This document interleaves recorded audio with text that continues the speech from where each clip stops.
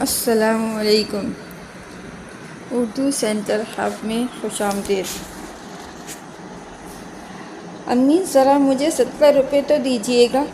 زارا امی کے کمرے میں دروازہ کھٹکھٹانے کے بعد جھانکتے ہوئے اندر داخل ہوئی اور کہا، کیا ہوا بیٹی، اتنی اچانک سے 70 روپے کی ضرورت کہاں سے پڑ گئی؟ تھوڑی دیر پہلے انہوں نے زارا کو ہفتے وار خرچہ دیتے ہوئے کہا تھا کہ اگر ضرورت ہو تو کچھ پیسے اور لے لو، جس پر اس نے انکار کر دیا تھا، اس لیے وہ تھوڑا اچنبھے سے پوچھ رہی تھی۔ وہ امی، میں نے کریم منگوانی تھی جس کے لیے پورے 70 روپے کم ہو رہے ہیں۔ جب آپ مجھے زیادہ پیسے دینے لگی تھیں تو میں نے سمجھا تھا کہ پیسے پورے ہوں گے، کیونکہ ابھی پچھلے ہفتے کے جیب خرچ سے میں نے کچھ رقم بچا رکھی تھی۔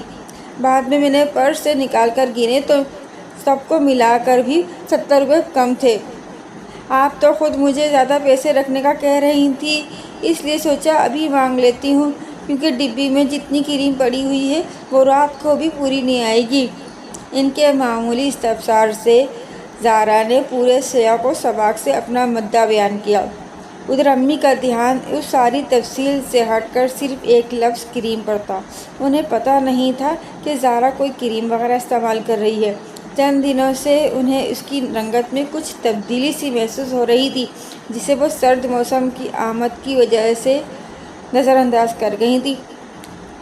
نہ انہوں نے خود کبھی کریم استعمال کی تھی، نہ زارا کے پاس اتنے پیسے ہوتے تھے کہ وہ مہنگی کریموں پر فضول میں خرچ کر سکے، لہٰذا اس کی گنجائش نہیں رہتی تھی کہ اس پر کسی کریم کے استعمال کا شک کیا جائے۔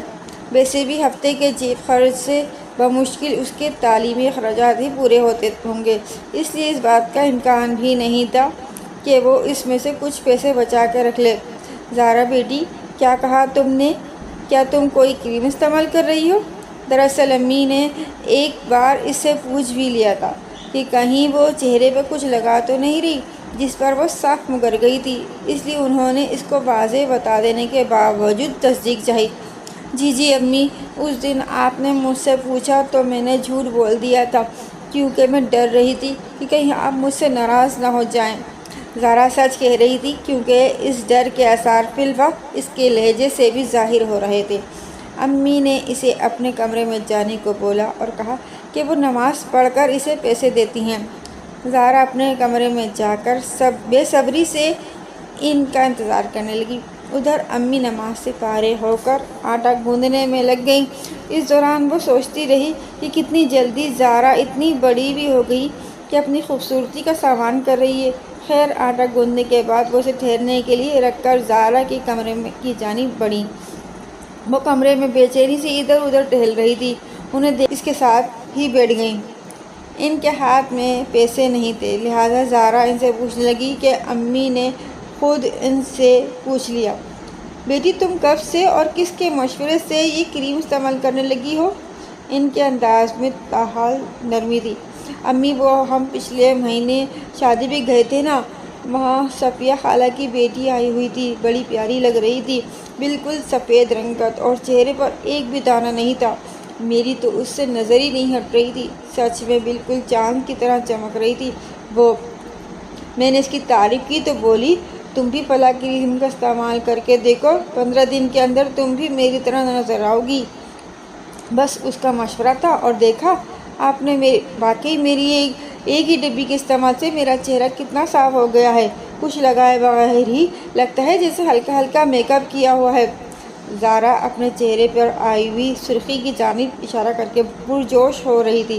بیٹا، صفیہ خالہ کی بیٹی نے تو تمہیں احمقانہ مشورہ دیا تھا اور تم نے عمل بھی کر لیا، مجھے بتانا بھی ضروری نہیں سمجھا، بلکہ الٹا مجھ سے جھوٹ بولا، کیوں؟ امی اب اس سے ناراضگی کا اظہار کرنے لگی تھی۔ امی، مجھے ڈر لگ رہا تھا کہ کہیں آپ مجھے غصے میں آ کر ڈانٹ نہ دیں۔ زارا نے توجیہ پیش کی۔ زارا بیٹا، تم نے چہرے کی محض ظاہری خوبصورتی کے لیے جلد کے کسی ماہر ڈاکٹر سے پوچھے بغیر کریم کا استعمال شروع کر دیا، کیا تمہیں اندازہ ہے کہ اس کے نقصانات کیا ہوں گے؟ گالوں پر ہاتھ لگاتے ہوئے پوچھا۔ ہیں امی، کریم لگانے سے تو مجھے رنگ گورا ہونے کا فائدہ ہو رہا ہے اور آپ الٹا نقصان کا کہہ رہی ہیں۔ زارا حیرانی سے بولی تو امی سے سمجھانے لگی، میری بیٹی، کہتے ہیں نا، ہر چمکتی چیز سونا نہیں ہوتی، اسی طرح کریم کے چند روز استعمال سے تمہیں اس کے جو فوائد نظر آ رہے ہیں کچھ عرصے بعد یہی نقصان دکھائی دیں گے۔ جتنے دن تم اسے چہرے اور ہاتھوں پر لگاتی رہو گی وہ صاف اور سفید رہیں گے، اور جب اس کے استعمال میں ناغہ ہوگا تو وہ تمہاری اصل رنگت کے برابر بھی نہیں رہیں گے۔ چہرے کے موجود رنگ کو برقرار رکھنے کے لیے تمہیں کریم کے استعمال کو اپنی عادت بنانا پڑے گا اور اسے ہر روز مستقل لگانا ہوگا۔ اگر تم نے اس کا باقاعدگی سے استعمال جاری نہ رکھا تو جلد دوبارہ پہلے جیسی ہو جائے گی۔ کریم کی ڈبی پر 5 دن کے اندر نکھار والے الفاظ اسے امی کی باتیں ہضم نہ ہونے دے رہے تھے، لہٰذا وہ گڑبڑاتے ہوئے لہجے میں پوچھنے لگی، مگر امی، کریم کے اندر بڑی سی پرچی بھی ہے جس پر لکھا ہے کہ چند دن کے استعمال سے ہی چہرہ ہمیشہ کی طرح صاف اور چمکدار ہو جائے گا۔ اس کی بات پہ وہ مسکراتے ہوئے بولی، بیٹی تم خود سوچو، کیا ایسا ممکن ہے؟ اور یہی نہیں، ان گندی کریموں کے استعمال کے اور بھی بہت سارے نقصانات ہیں۔ سب سے پہلے انہیں خریدنے میں تمہارے ڈھیر سارے پیسے خرچ ہوں گے۔ اس کے بعد ظاہر ہے جب کریم لگانے سے تمہاری رنگت میں تبدیلی آئے گی تو دیکھنے والا ہر کوئی سمجھ جائے گا کہ تم کچھ استعمال کر رہی ہو اور تم سے اس کے بارے میں پوچھے گا۔ زہرا حیرت سے آنکھیں پھیلائے ہوئے یہ سب باتیں سن رہی تھی۔ امی، کیا واقعی ایک کریم لگانے کے اتنے سارے نقصانات برداشت کرنے ہوں گے؟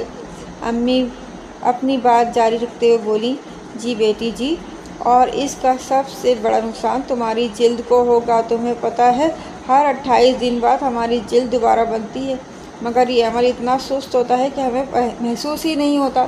اگر تم اپنی جلد کے قدرتی عمل اور رنگ کو ان بازاری کریموں سے نقصان پہنچاؤ گی تو زیادہ عرصے کے استعمال کے بعد تمہارا چہرہ خراب ہو جائے گا، پھر وہ اپنی اصل رنگت اور لچک بھی کھو بیٹھے گا۔ کریم لگانے سے تمہیں اپنے چہرے پر جو سرخی دکھائی دے رہی ہے دراصل یہ جلد پتلی ہو رہی ہے۔